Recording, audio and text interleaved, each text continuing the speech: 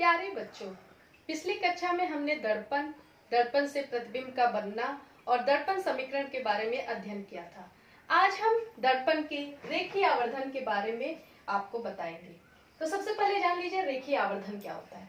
तो प्रतिबिंब की लंबाई तथा वस्तु की लंबाई के अनुपात को रेखीय आवर्धन कहते हैं। मान लीजिए प्रतिबिंब की लंबाई h डैश है और वस्तु की लंबाई h है, तो जो h डैश और h बटे h होगा, मतलब h डैश और h का जो अनुपात होगा वही होगा रेखीय आवर्धन। जबकि जो दूरियां है वो मुख्य अक्ष से लंबवत ली गई हो। ये जो लंबाई है वस्तु और प्रतिबिंब की लंबाई, हमें पता है कि मुख्य अक्ष के ऊपर की दूरियां धनात्मक होती हैं और नीचे की ऋणात्मक होती हैं। इसलिए सीधे प्रतिबिंब के लिए जो रेखीय आवर्धन होगा वो धनात्मक होगा और उल्टे प्रतिबिंब के लिए ये ऋणात्मक होगा। अब मान लीजिए आपको प्रतिबिंब की लंबाई, वस्तु की लंबाई के बारे में नहीं पता है और आपको ये पता है कि उसकी ध्रुव से दर्पण से कितनी दूरी पे बन रहा है, मतलब उसकी प्रतिबिंब और वस्तु की स्थितियों के बारे में ज्ञात है। तो हम रेखीय आवर्धन कैसे पता करेंगे कि कितना होता है, आइए हम देखते हैं। इसके लिए हम सबसे पहले एक अवतल दर्पण M1 M2 लेते हैं जिसका ध्रुव P है, फोकस F है, वक्रता केंद्र C है। ध्रुव और वक्रता केंद्र से होके जाने वाली जो रेखा BP है ये मुख्य अक्ष होगी और इस मुख्य अक्ष पर h लंबाई की एक वस्तु AB मुख्य अक्ष से लंबवत रखी गई है। अब इस वस्तु AB के A सिरे से मुख्य अक्ष के समांतर एक किरण है जो दर्पण पे M बिंदु पर आपतित हो रही है। चूंकि ये मुख्य अक्ष के समांतर है, ये फोकस से होके जाएगी। दूसरी किरण हम लेते हैं कि A से एक जो दूसरी किरण आती है वो वक्रता केंद्र C से होके दर्पण के N बिंदु पर आपतित हो रही है और ये परावर्तन के पश्चात उसी डायरेक्शन में वापस चली जाएगी।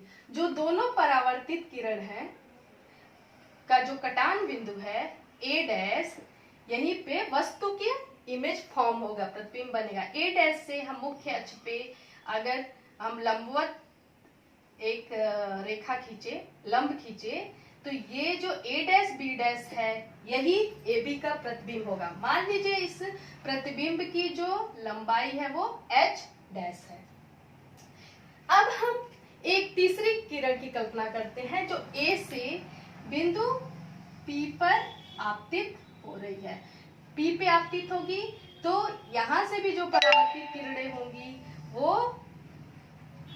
इस A डैश से होके वापस जाएगी, परावर्तित होगी तो ये A डैश सिरे से होके ही जाएगी।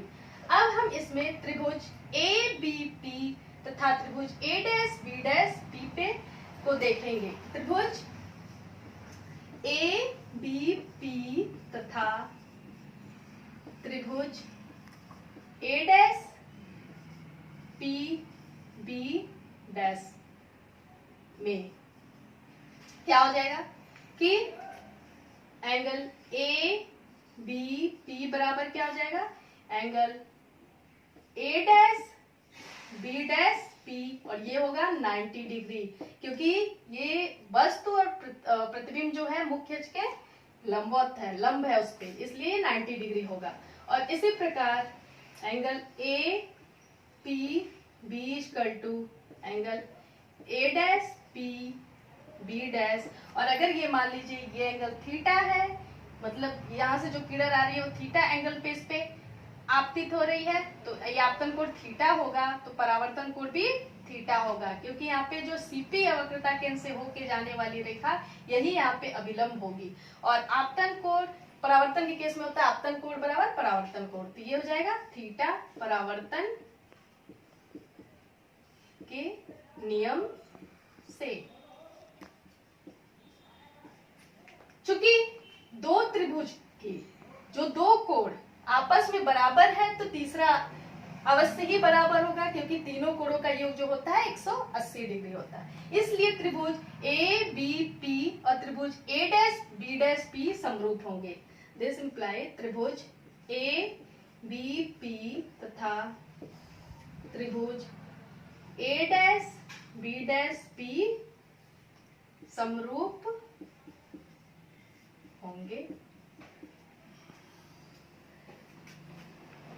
क्या हो जाएगा, जब समरूप है तो इससे हो जाएगा कि A B upon P B equal to A dash B dash upon P B dash, और ये हो जाएगा A dash B dash upon A B equal to P B dash upon P B.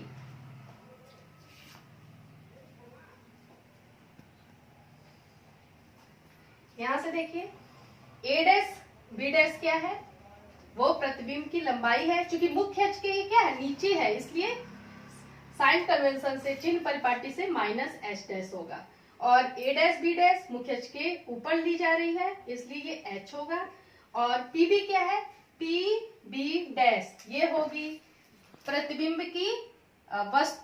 की ध्रुव से दूरी, मान लीजिए ये भी है, और पी बी है वस्तु की ध्रुव से दूरी, वो माना u है, तो ये पी बी डैश हो जाएगा माइनस भी और पी बी हो जाएगा माइनस यू।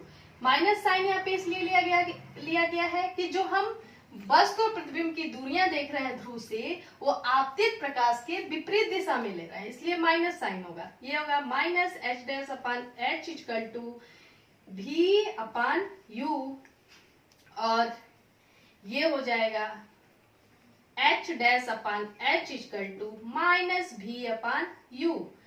चूंकि परिभाषा से प्रतिबिंब की लंबाई और वस्तु की लंबाई के अनुपात को ही रेखीय आवर्धन करते हैं, तो ये हो जाएगा रेखीय आवर्धन m equal to H dash upon H equal to minus भी अपान यू। यही दर्पण से रेखीय आवर्धन के लिए सूत्र है, और यह उत्तल दर्पण के लिए भी यही होगा, माइनस भी upon U, M equal to H dash upon H equal to minus भी अपान यू। Thank you.